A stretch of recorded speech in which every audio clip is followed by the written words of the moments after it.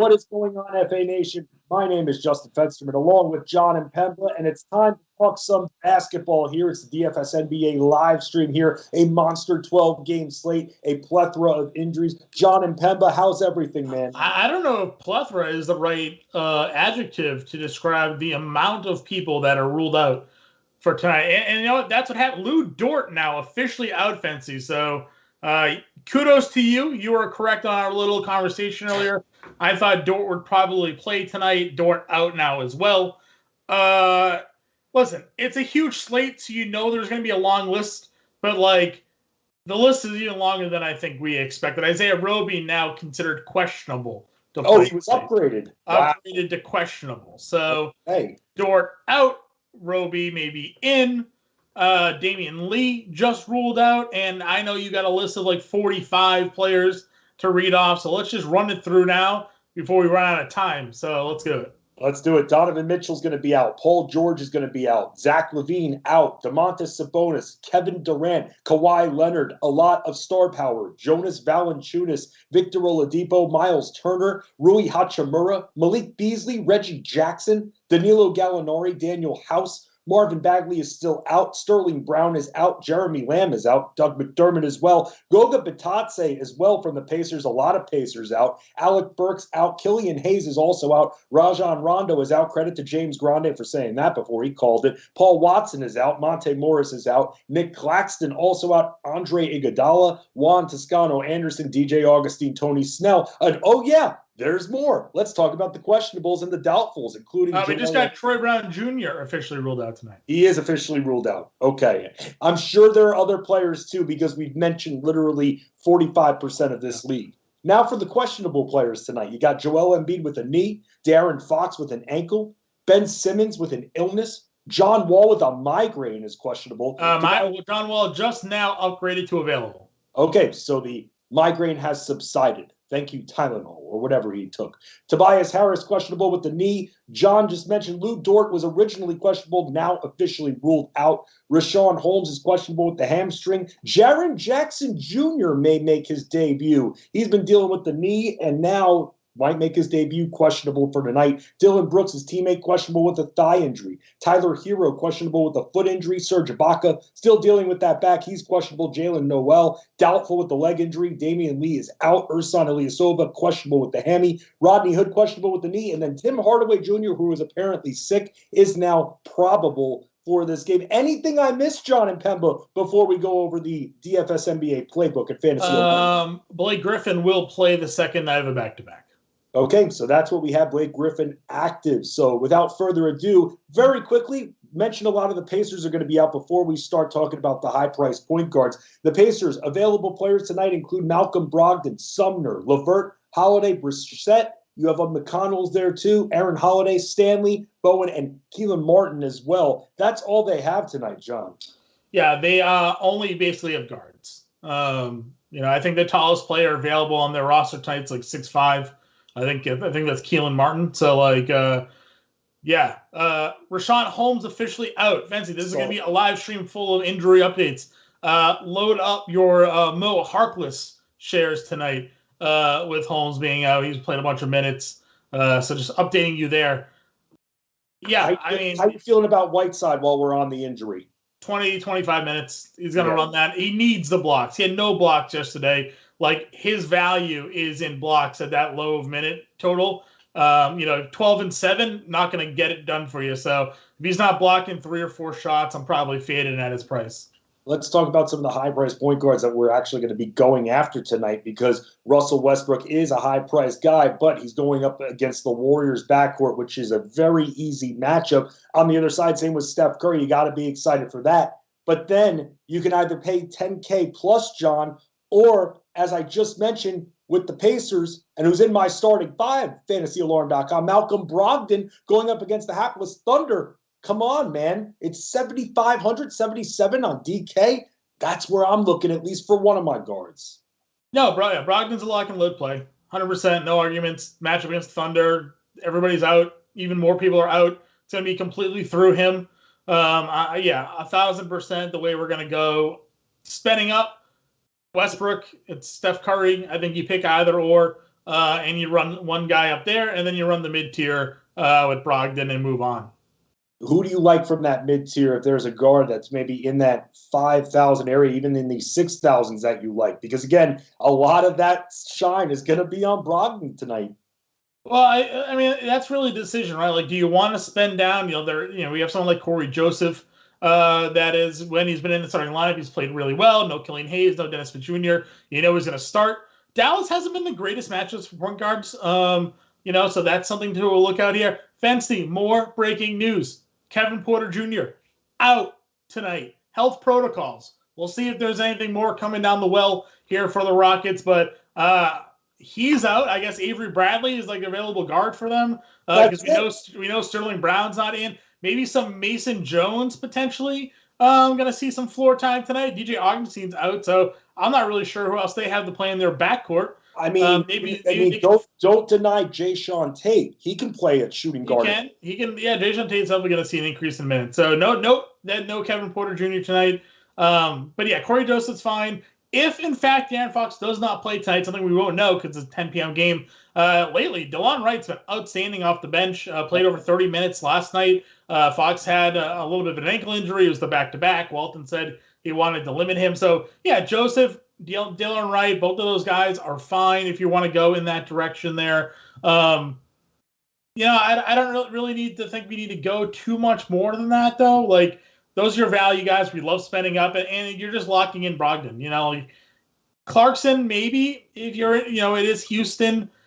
They don't have much going for them there. It could be a blowout, a little bit less bullish on that spot. But for me, it's really just those top guys. Yeah, I mean, any interest, I will mention Kyrie as well with no Harden or Durant. Any love for him? Because I got love for another member of this Nets squad, but any for Kyrie tonight at his price, 94, 99 respectively on DraftKings. Kyrie's fine. I feel like I'd rather try to sort of find the money maybe to get up to Curry. If you need the salary savings, especially with no Durant, then yes. I mean, it is Toronto.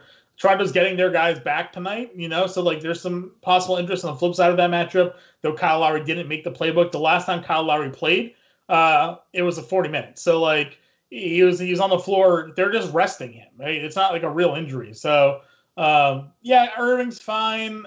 I know that our draft percentage forecaster has him to be pretty highly rostered tonight at that price point.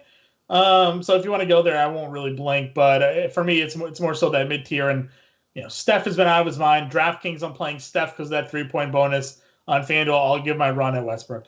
Yeah, Steph has just been amazing. Let's talk about some more news that I'm seeing here regarding the Oklahoma City Thunder. Isaiah Roby not going to start. He's a game-time decision as of right now, and it's looking like from what the Thunder will start, it will be Svi, it will be Malanon, Pokuševski, it will be Baisley, and Brown. Those will be their starters. So with Roby, we'll see if he's going to be in that mix or not. Right now, a game-time decision. But for now, let's move on to the twos and talk about what shooting guards you're most interested in tonight, John. Yeah, I mean, listen, I've always been in when somebody is out of that Jazz rotation. Joe Ingles steps in and just plays phenomenally. We got that again the other night. He's now played 35 fantasy points in the back-to-back games without Donovan Mitchell. Houston, again, it's I worry a little bit about a blowout, of course, right? They're not a very good team, even though they have some talent here. But Ingles, even at that 6K price tag for me, I think is just in an absolute fantastic spot. Continues to just fill up the stat sheet. He basically plays point guard at times for them. The offense will run through him. Joe Ingles for sure. And then I talked about it on the podcast. If Dylan Brooks is out, DeAnthony Melton, I think, is my sneaky GPP dart. Okay, guy played 40 minutes in overtime after missing like 6 straight games due to injury. Went for 50 fantasy points. For me, if Brooks is ruled out, he is just one of my number one guys to go to. And, of course, you can always play some Grayson Allen as well. The Clippers just bench half their team. So, like, this isn't going to be a tough matchup for Memphis tonight like it may have been had George and Leonard and all them been active. So I think there's some good opportunity here for the Memphis guards.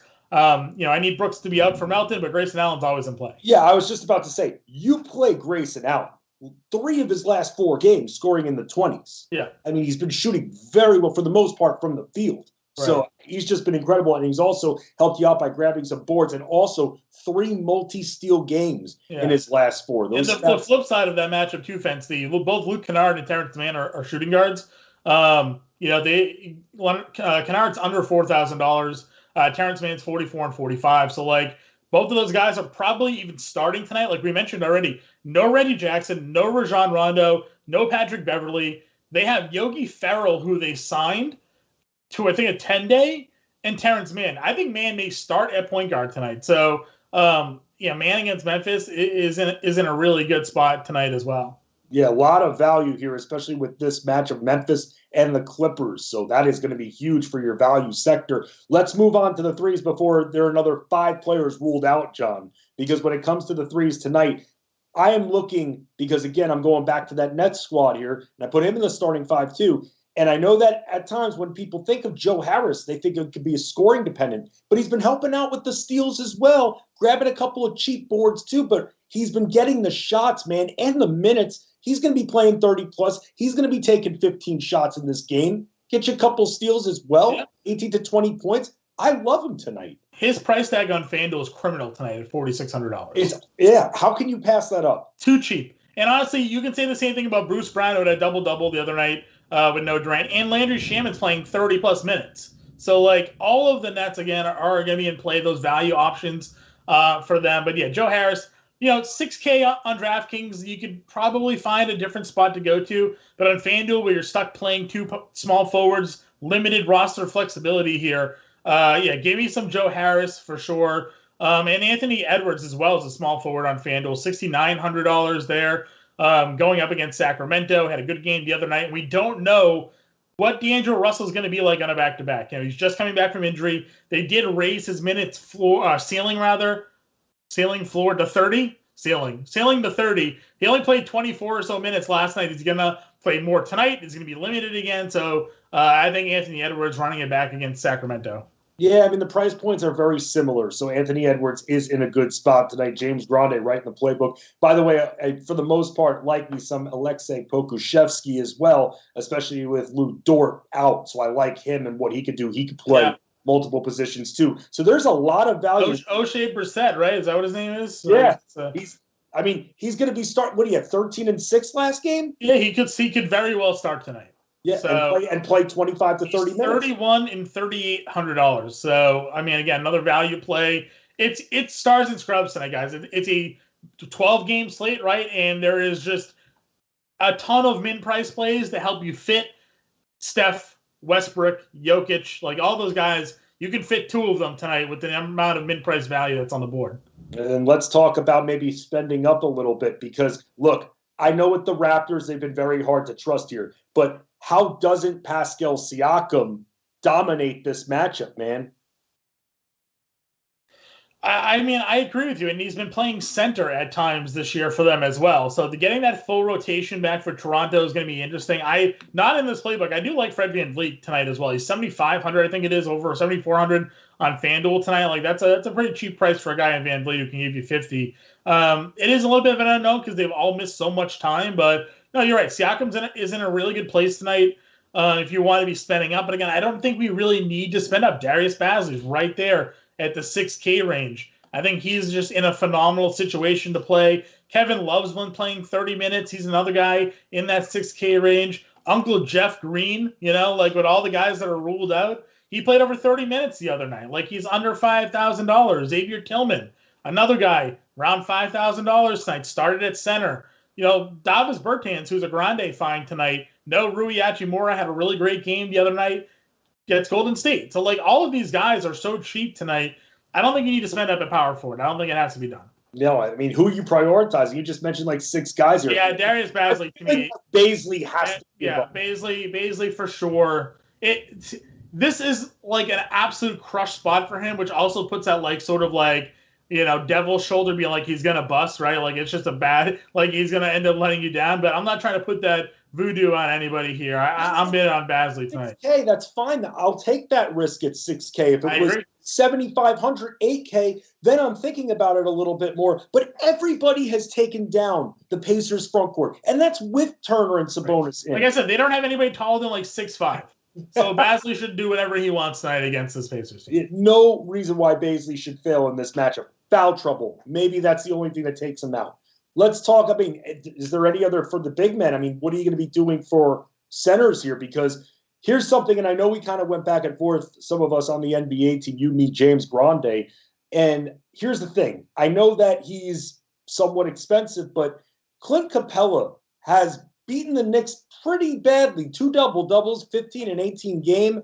I mean, that's someone I can't ignore, man. We've talked about it before. You can get to the Knicks in one spot, the low block, and that's where Capela excels. Yeah, listen, obviously we like attacking the Knicks at the center position. I'm not going to argue too much with you there, but it's just sort of so the matchup that we're looking at in terms of game. It's the lowest game total on the board. There's so much value that you should be able to play Jokic tonight against Portland with no trouble, right? Like, to me, I would rather spend the money on a Jokic, rather spend the money on Towns, than go to the mid-tier block. Now, it depends, I guess, on your roster construction. If you don't want to spend up on those guys tonight, then that's fine. Like, Capela, I agree, is in the mid-tier. He makes a lot of sense tonight, but we've just listed off so much value at the shooting guard and the small forward and the guard that, like, Jokic just is going to fit a lot of builds. I mean, with all the value that we just talked about, I mean, is it worth giving someone like a Kyrie maybe a little bit more consideration? We have the money. Possibly. Yeah, it's possible. I'm envisioning a lot of FanDuel builds with something to the effect of Kyrie and Brogdon, and then a bunch of value for the wings. So it could be Kyrie, Brogdon. I think there's enough value to get you Kyrie, Steph, Brogdon, Steph, Brogdon, Westbrook tonight. So right.